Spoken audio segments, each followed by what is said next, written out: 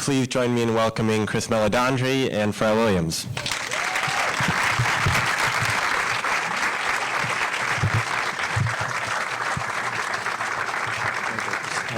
Good, yeah? Good. Yeah, thanks for coming. I know Pharrell was up there watching, so maybe it takes him a little while.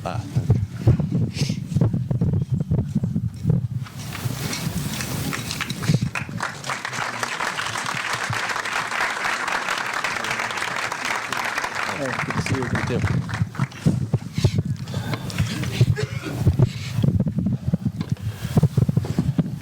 So, Chris, I'm going to ask you, unfortunately, a question I feel like I may have asked you a couple weeks ago. For a long time in the animated film world, Disney was the standard bearer. But in the last 15 years, you've seen a lot of different companies come around and make really good films that were able to compete with them, in terms of viewer attention. You've started 2 of those companies. What do you feel like the movies that you made, first at Fox, like he was responsible for the Ice Age franchise, and then at Illumination, what makes them distinct from everything else out there, whether it's Disney, whether it's DreamWorks Animation? Well, I think that what you try to do, whether it was starting the Fox Animation Group with Blue Sky Studios or Illumination, what you try to do is you try to go out and find the greatest artistic talent that you can, and then combine it in a way where the expression of that group feels singular and feels distinctive. In both cases, I'd say one common thread was that nobody expected us to produce results that audiences were going to embrace, because we were trying something, and as you say, we were outside of what was considered, the dominant players. And in both cases, we took a lot of risks, but ultimately the connection with the audience really is reliant on the extraordinary talent that made the film. What kind of risks? I mean, one thing that stands out to me, I feel, looking at Despicable Me, you laugh more during that movie than you do during some of the really kind of heartfelt Disney movies. Is it in terms of the writing? Is it? Well, I think that I think that for Despicable Me, the starting point, as it relates to risk, is making a movie where your protagonist is, sarcastic, sometimes nasty, curmudgeonly supervillain. But, like, for example, when I met Pharrell for the first time and we were talking about what the movie was, I think, one of the reasons why we were able to attract somebody as extraordinary as Pharrell, who had not been involved in scoring movies, a love of animation, but had this, has his own creative expression, which is is very distinctive, and was only going to work on something that he felt would fit within within the language of the kinds of projects that he chose in music. So all of a sudden, we're making an animated film about a nasty supervillain, someone like Pharrell, and we found this with, whether it was Steve Carell or, numerous other people, just responded to the fact that was different. Right. Pharrell, why the interest in animation? When we were talking on Friday, you said that was kind of a passion of yours and something you dreamed of working in. Well, okay. So here's what I meant. I thought this is what I said, but okay. Maybe, I don't know, man, I was overwhelmed. I mean, this has been an incredible run, this whole entire thing. But since I was a child, I always loved music, and I always loved animation. And I see those two things, and I know it's like sounds very shallow, but in a weird way, I'm like kind of believing that shapes who we are as people. It's like what we're watching when we're young, and quite naturally we gravitate toward the animation and then all of the music that was played around, at least my household. Those things molded most of my personality in my formative years. And so, to wake up one day and to know that you're doing both, I can't really put that into words as to how that feels. So when presented with the opportunity, I met Chris, and he's completely right. It's like instantly, this is something that fits you, is because it's different. And this also segues back to your first question. I know it was aimed at Chris, but I kind of wanted to just put my little 2 cents in. And that is to say that, we love the other animation houses. And in fact, one of the coolest things that I ever seen happen in this town, because I'm a novice in this town, so maybe this happens all the time.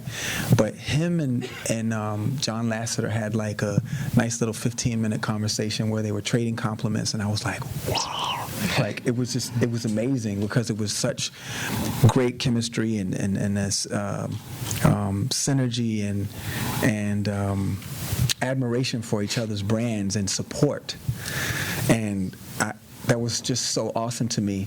So I can say with my own eyes, we do have such respect for the other animation houses, but I think what Chris has done is that he just went off the beaten path and said, you know what, we're going to do something that people don't do.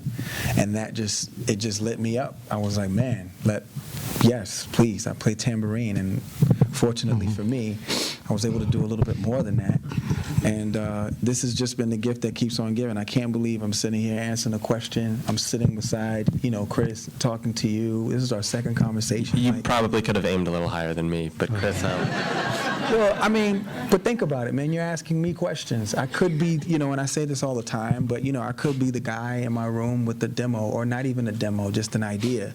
But instead, I got to do both things that I really love. I never thought that I would ever have a chance to work in animation. I just thought, okay, come on, music, this is good enough. But this? What music? Do you have memories of watching a particular animated series, movie, whatever, and then the music that was playing in the background? Listen, I don't know what it is, but Looney Tunes and Tom and Jerry, Tom, and I don't want to get myself in trouble for saying this, but Tom has some pretty funny antics. It's like, he's very reminiscent to certain things that certain people wouldn't find funny, but it's funny to me because in a very poetic way, it caused Tom to reach so many people. And when you think about the music and you think about the imagination and you think about the cat and mouse thing, the way they played it up and the kind of things that went into that animation, that was just always my humor as a child. So between Tom and I loved Bugs Bunny, but Daffy just would always have me rolling over off the bed on the floor as a child. I just thought it was the funniest thing in the world. And then, as you grow older, 10 years later, the Smurfs happen, but even till now, Patrick Star is my fave. I'd hang out with Patrick. But to be honest, and super frank, I never told you this, but, I know it's beyond your power, but should it, if ever possible, yes, a couple minions around the house would not hurt. Just saying. I just when Pharrell's talking about Looney Tunes, I think that one of the points of intersection between Pharrell and our directors, Chris Renaud and Pierre Coffin, who would be here tonight, but they're in France where we make our movies, working on their next projects. But one of the things that I think you can see in the film is this reverence for traditional hand-drawn cartooning, the Fritz Freleng era of pure joy that we see in Looney Tunes, and I think that's one of the elements that is very distinctive in terms of Chris and Pierre's vision in the direction of the movie, is how they embrace that tradition. Right. You brought up at the beginning, kind of, you start in the first movie with this grumpy supervillain. In the second one, he's almost as much just like a dad struggling with suburbia and raising kids and not having a wife. Did you know after the first one, the first one was such a success, at a certain point you knew you were going to be making a second one. Did you immediately know after talking with the writers and directors where you wanted to go with that second one and where that would lead, because you're also doing a Minions movie? Well, we knew that we wanted to explore life after villainy for him, and we also knew that that the story wasn't over. It had really just begun, and the story being the core relationships, the relationship between him and these three little girls. We started to just imagine, how would he make money? What would he, how would he be a single dad? What would that look like? Would he be successful? Would he be a failure? Would he be, and because, one of the things that makes Gru so endearing are his flaws. It just suggested, to us that whatever it was that he was trying to do as a parent was well-intentioned, but probably failing. The process of defining this movie. It was quite magical. It was a story that began to tell itself, and I've never had that experience before, especially when working from a first picture to a second picture, where it can very often be just a real struggle. So we weren't thinking about it from the point of view of, we want to get to this place. It was more that we started going down the path, and we were presented with all these great options, and there's a lot of discovery along the way, as opposed to, we want to reach this destination with the story. Right. Well, I mean, I know from having spoken with a few different people, I think even maybe your directors, the process on an animated movie is so much longer than with a normal live action, because of all the effort you have to make in actually doing the storyboards and the character designs and all of that. I mean, you pick the next movie you're going to make, 4 years out, if not more? Well, yeah. I mean, the fastest that I've ever made one of these movies is 3 years, 2 months, which was the first movie from story to completion was just a little bit over 3 years. 4 years is moving at a clip, and it obviously can be as many as 8 or 9 years. But we do start we start all of these processes early, and they're all overlapping. So, for example, Pharrell's work on these films starts very early, because when we set out to do this on the first film, the objective was to do a song score. So yes, Pharrell was going to work on the score, but the emphasis of what was going to distinguish the music of this film was that we were going to use songs to really drive character, set tone, reflect both the comedy as well as the emotion. And so we start with the songs, and then the score follows, because those themes that Pharrell's writing, he then incorporates into the score with his partner on this film, Heitor Pereira. So, on your work on the sequel started, I guess, probably a couple of years ago. Yeah. And that continues through the entire production process. Are you going to be working on the Minions movie? Can't wait. He's been very generous, man. He's been very generous. He's been a mentor, and this is just, it's the coolest thing because you get to learn, and I get to take all these various disciplines back to, you know, what I do every day. But, you know, more and more with what it is that we're doing, this is becoming like a serious, you know, everyday thing too. So it's just been awesome, this whole entire process. How is approaching composing music for a movie different from how you would approach getting an album together or producing a song for another artist? So when an artist walks in, they walk in with three things. They walk in with what they're saying they need. They're walking in with a voice that has a certain texture, so I have to find other textures that may be a little bit more foreign, so that there's some friction and there's something interesting to see, right? And then there is the energy, what they walk in with that day. All those things tell a story, and they pretty much lead you, but there's a little bit more. It's a little bit more lenient in that environment. Whereas here, you know, the writer has an intention. The script has a purpose. Has a purpose. The director has the way that he feels like he's supervising that it should happen, and so it's kind of like a roller coaster ride.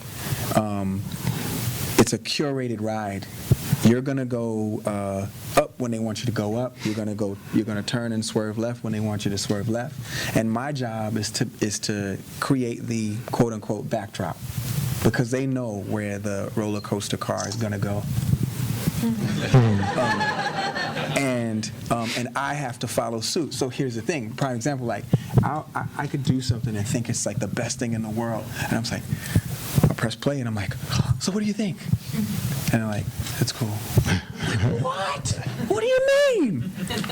But the purpose is to not distract. If you noticed, you guys were watching this film and you laughed when you were supposed to laugh, and you know, some of you may have taken off your glasses, put them back on, but pretty much this was like a seamless experience, right? You guys just watched the film. They took you on this ride. You not once did you think to yourself, okay, they just sent this new rover to Mars. Doritos has a new flavor coming out. They just completely because that's their job as animators, to like captivate. So if you have a scene that's like a love scene, and all of a sudden you hear da-da-dun, da-da-dun, da-da-dun, dun-dun, and I'm in the studio celebrating, I've ruined the film. So in this process, it's a little bit different, because there is a blueprint, and I am meant to, like, you know, rise to the occasion of what their intention is, and again, it's just taught me so much about like my own craft that I just did not know. So this is actually university for me. I just like to say one final thing, though, just to augment what Pharrell's saying. It's the backdrop, but it's also, he manages to find the essence. So there are two anthems that he's written for Gru as a character. One in the first movie, which is the song "Despicable Me," which starts the movie, which is so defining to who Gru is. And the second is a song in the second movie called "Happy," which is the essence of where Gru has gone from the first movie to the second movie, and the role that those two songs play in establishing Gru's character, as well as defining tone for the movie, is just extraordinary for us.